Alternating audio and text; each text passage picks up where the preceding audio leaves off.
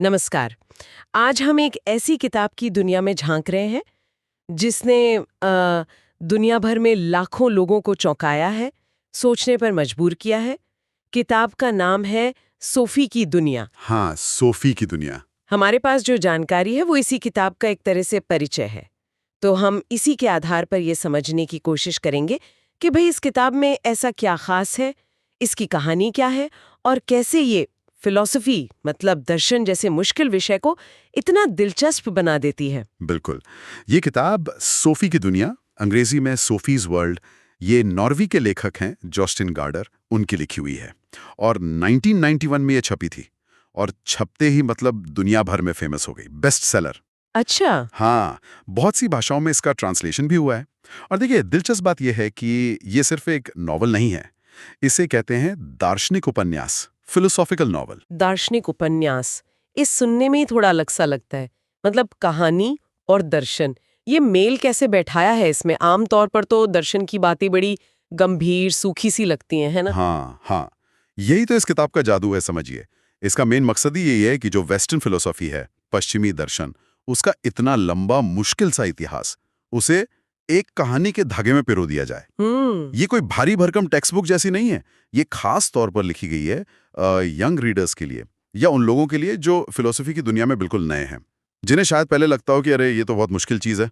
अच्छा, तो फिर कहानी क्या है इसकी? कौन है इसमें? कैसे चलती है ये फिलॉसफी की यात्रा? देखिए, कहानी की जो हीरोइन है वो है सोफी अमुंडsen। नॉर्वे में ही रहती है, 14 साल की एक लड़की। उसकी बिल्कुल साधारण सी जिंदगी चल रही होती है कि अचानक उसे कुछ रहस्यमयी चिट्ठियां मिलनी शुरू हो जाती हैं। चिट्ठियां? हाँ, चिट्ठियां। और भेजने वाले का नाम होता है अल्बर्टो नॉक्स, एक अनजान फिलोसोफर। अच्छा, सिर्फ चिट्ठियों से फिलॉसफी? ये तो थोड़ा अजीब सा तरीका है। क्या होता है उन चिट्ठियों में? अजीब तो है, और यही सोफी को भी लगता है शुरू में। ये चिट्ठियां जो हैं वो असल में फिलॉसफी के लेसन्स हैं, पाठ हैं। अल्बर्टो नॉक्स उसे पुराने ग्रीस के जो महान दार्शनिक थे, जैसे सुकरात, प्लेटो? हाँ हाँ बिल्कुल, सुकरात, प्लेटो, अरस्तु, वहाँ से लेकर फिर मिडिल एज, रेनेसां और फिर मॉडर्न ज़माना, जैसे डिस्कार्टिस, can't, Hegel, marks, Darwin, Freud, मतलब लगभग सभी बड़े विचारकों से मिलवाते हैं, उनके आइडियाज़ बताते हैं। अरे वाह, मतलब पूरी वेस्टर्न फिलॉसफी की हिस्ट्री कहानी के अंदर पैक कर दी। लेकिन सिर्फ जानकारी मिलना तो ठीक है, सोफी पे क्या असर होता है इन सबका? हाँ, यहीं पर किताब की असली खूबी सामने आती है।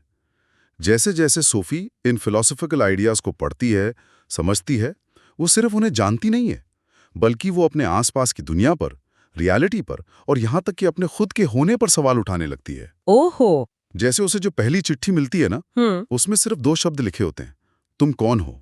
तुम कौन हो? हाँ, अब ये एक बहुत सीधा लेकिन गहरा फिलोसॉफिकल सवाल है ना? पर उसे एक टीनेजर लड़की के रोज की जिंदगी के बीच में रखा गया है। समझ गई, मतलब ये बड़े बड़े सवालों को रोजमर्रा की चीजों से जोड़ देती है। ये तो वाकई कमाल का तरीका है, मुश्किल बातों को आसान बनाने का।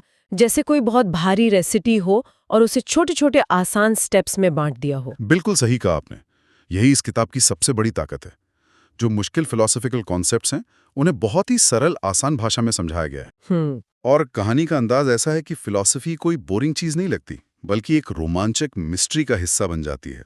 पढ़ने वाला भी सोफी के साथ साथ सोचने लगता है। और जैसा कि आपने कहा, और हमारी स्रोत सामग्री में भी ये बात है कि ये सिर्फ जवाब नहीं देती, बल्कि सवाल पूछने के लिए उकसाती है। हाँ बिल्कुल, ये रीडर को खुद सोचने पर मजबूर करती है कि भाई ये जिंदगी क्या है, ये दुनिया कैसे बनी, नॉलेज क्या होती है, हम यहाँ हैं क्यों। ये वो बुनियादी सवाल हैं जिनसे फिलॉसफी शुरू होती है। और साथ ही ये वेस्टर्न थिंकर्स की एक अच्छी खासी झलक दे देती है, पूरा लैंडस्केप दिखा देती है फिलॉसफी का।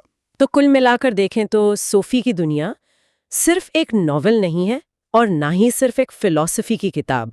ये दोनों का एक बड़ा अनोखा संगम है। सही। एक दिलचस्प कहानी के बहाने ये पश्चिमी दर्शन के इतने बड़े इतिहास को सबके लिए खोल देती है।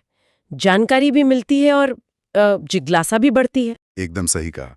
और मेरे ख्याल से सबसे ज़रूरी बात यह है कि ये किताब सिर्फ फिलॉसफी के बारे में जानने के लिए नहीं है, बल्कि ये फिलोसॉफिकली सोचने की शुरुआत करने का एक तरह से न्योता है, एक इन्विटेशन है।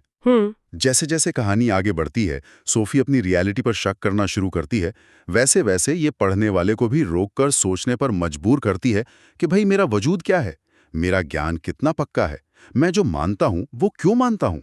ये वाकई सोचने वाली बात है, गहरी बात है। हाँ, और शायद यही वो एक सवाल है जो हर पढ़ने वाला अपने साथ ले जाता है आखिर में, कि अगर हमें अपनी दुनिया और अपने होने पर, अपने वजूद पर एक सबसे बुनियादी सवाल उठाना हो, तो वो पहला सवाल क्या होगा?